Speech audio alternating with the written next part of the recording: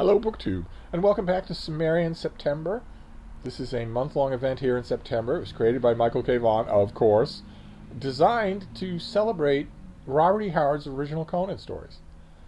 All of which, if you put your mind to it, can be read in a single month. They can be read in the course of September if you read 30 pages a day. All of the stories, all of the fragments, all of the longer stuff, all by the hand of the master, the guy who created Robert E. Howard. I've read those stories a lot. I've read them many, many times, so I'm going a little bit afield for Cimmerian September myself. I'm reading Marvel Comics' original 200 and something issue run of Savage Sword of Conan, their black and white Conan magazine. And I've been having a blast. I followed the Savage Sword of Conan. I bought it along with my other comics up until about issue 150, something like that, and then I sort of petered away. The stories seemed to me to be repeating themselves. The artwork seemed to me to be not worth paying the extra price for. So I just sort of drifted away. I didn't make any grand pronouncement about it. I just didn't get it anymore. So a lot of these later issues of Savage Sword are relatively new to me. And I have been encountering some pleasant surprises. Some not so pleasant. Some of these issues are terrible. But I've been encountering pleasant surprises. Just yesterday, I encountered an issue drawn by Ernie Chan, who's an inker I don't particularly like. But he did the artwork himself, and he inked himself, and it made a world of difference, I thought. Plus, I rather enjoyed the story, which is about Conan as king. It's about Conan in his mid-40s, having just taken control of the greatest kingdom of the Hyborian Age, Aquilonia. I decided to stay in the above 200 issue number for Savage Sword for now. Because these pleasant surprises have been a little bit too regular for me to feel comfortable just abandoning the upper runs and going to the numbers that I know a little better. And boy, am I glad I didn't abandon them, because last night I hit another gem. Another absolute gem. This is Savage Sword of Conan number 222. Here is Conan smashing his shield against the nose of an opponent. And at the same time slashing someone behind him so that their sword is going flying. Bean, do you want to come up here? There you go. Yeah, pretty effective cover, I guess. I was expecting the worst. I was expecting the worst. My instincts are still up in terms of that, because every time I go to these later issues, I remember ignoring them on the newsstand. But I once again had an amazing surprise. This issue, like many of these later issues, is carved up into a whole bunch of separate featured. Actually, there were separate features carved into every issue of Savage Sword, but a lot of times in the earlier issues, the main Conan feature was a standalone story. And in these later issues, that tends not to be true. The stories all continue. They all jump to the next issue. Except for this one. The one that I found last night is called The Coming of Conan. It is written by Roy Thomas and is once again drawn by John Buscema and inked by John Buscema. He inks his own pencils. This is the opening panel, lightning bolt in the background, Conan with a horn and a sword and a fearful fur-clad maiden there, and the narration is Roy Thomas at his purple prose best. It come with us back to the dark centuries which sprawl between the sinking of Atlantis and the dawn of recorded time, to the days when the now forgotten land of Aquilonia was the mightiest of nations, and a man's life was worth no more than the strength of his sword arm. Come with us to the raw, untamed world of Conan the Barbarian. And we get, it starts with a battle scene in the far north. There were two lands, two kingdoms, to the north of Conan's native Cimmeria. Asgard and Vanaheim were these two more northerly realms. And we're told in the outline of Conan's life that was done by two Conan fans and scholars early on in the Conan phenomenon, that Conan did freelance sort of mercenary work with them, with people in that, with the Aesir in that northern kingdom. And we get that. In these opening pages, Conan is fighting with them against some Vanir men. And the artwork is amazing. It's absolutely incredible. They're fighting in the snow. And Conan is fighting alongside this guy, the leader of the band that he's with, who abrades Conan. The Vanir men are taking the worst of the fight, so they flee. And Conan calls out, don't chase them, let them run. And the leader of the group says, he's right, lads. First, bind our wounds and bury our dead. And the leader of their group says, take command quickly, boy, for one I saw join our party only this morning. But you don't seem to know it. It's Olaf who gives the orders here. What is your name? Conan says, I am Conan, a Cimmerian. And Olaf says, got the wanderlust, eh? Well, you saved my weathered hide, sure enough, and here's my hand on it. So there's no... Olaf tells him that he's in charge, but there's no hard feelings at all. And we cut from them to the Vanir, who have reached the temporary safety of a mountain pass and are talking with each other. Look at that. Look at this artwork. It is amazing. In issue 222 of The Savage Sword of Conan, I was ignoring this on the newsstands. They find a mysterious cleft in the hills, and they go inside. And they find a withered old man and a beautiful young woman. And look at this detail. They realize when they step a little further in that the space inside is vast. As they say, it will work at least for hiding place. Because look at this detail. The stairs going up to a lighted door in the background there. Gorgeous. Absolutely gorgeous. To give you a sense of space that is also a sense of foreboding. Because you want that. You want a sense of foreboding as well.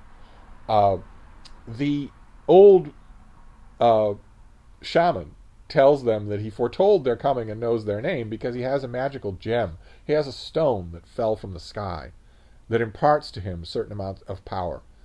And they suggest a deal.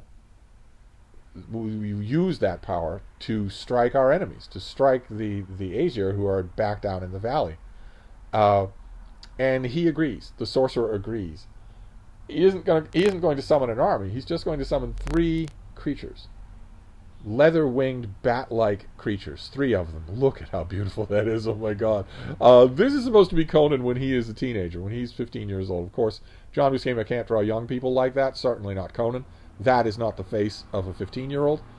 This is Conan just a little bit, maybe weeks after his participation in the Siege of Venarium. So he's seen his first recorded action. This is just a story that Roy Thomas has invented for some of the adventures he has with this band while he's with them.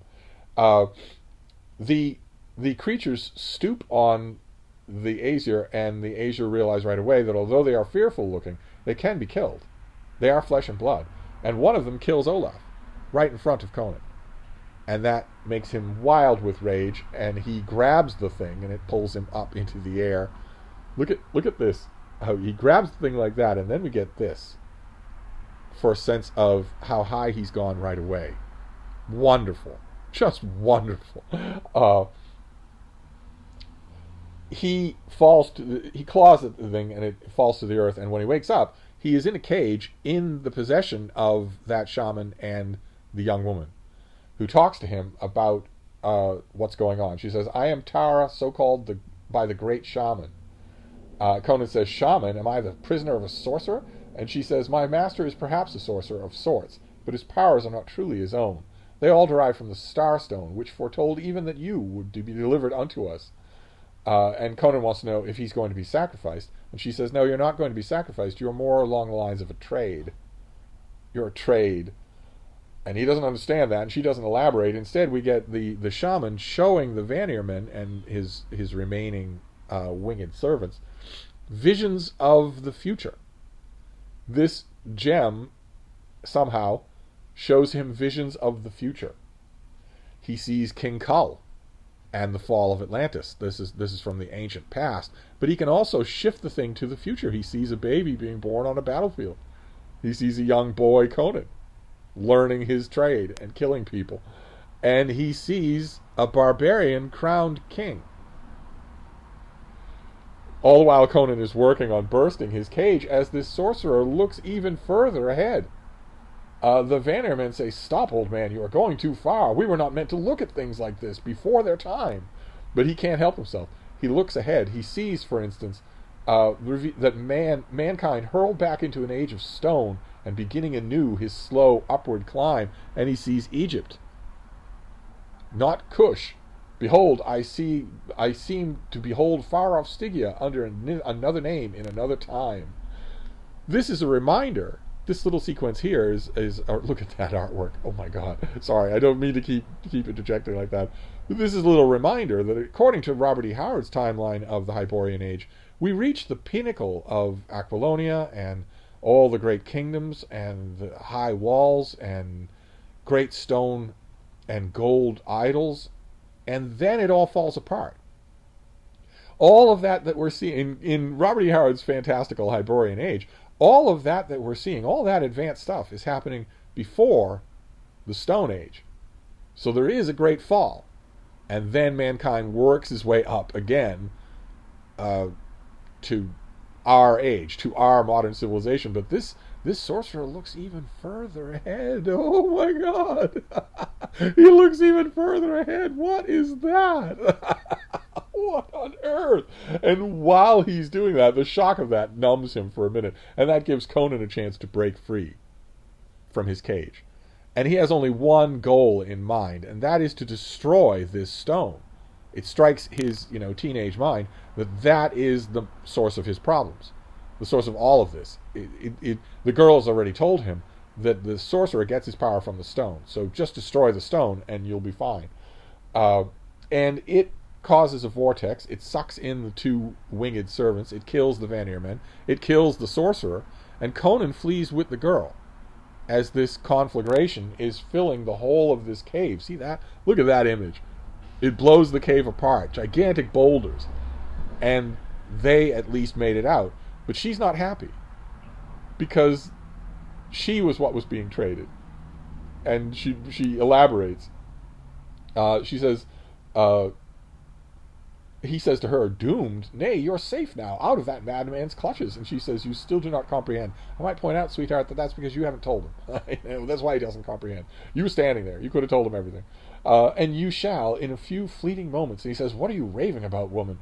I have saved you from the fires within, only to have you mouth nonsense that... And then she starts to change into one of those creatures.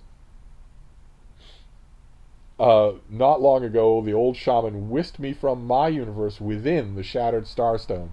He transformed me into an earthly maiden to light his lonely days, but he could not keep me here forever unless another took my place in my distant world, and that other was to be Conan.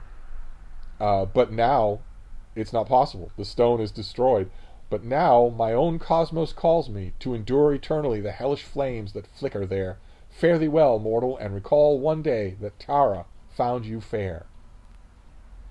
Conan just watches her disappear, and he walks off into the snow. There's no trace of anything left. All of his men are dead. All of the Vanir men are dead. The flying creatures are dead. The shaman is dead. The girl is gone. All of it is just destroyed. There's no trace of it left. We're told the moon is white watching eye, and the journey home is hard. And there are no realities worth the wishing save food and a finely wrought sword. So for just the little adventure of risking encountering crappy Conan, this is what I found. I found this amazing thing, this amazing adventure. Once again, making me wish that somehow somebody would go through Savage Sword and maybe Conan the Barbarian and pull together all of John Buscema's artwork on this character. Especially all the later artwork, the stuff that, like this, is just scattered in individual issues. Pull it all together in one big volume.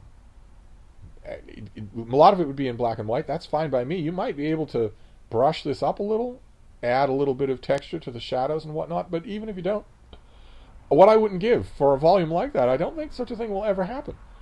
Instead, what you will need to do,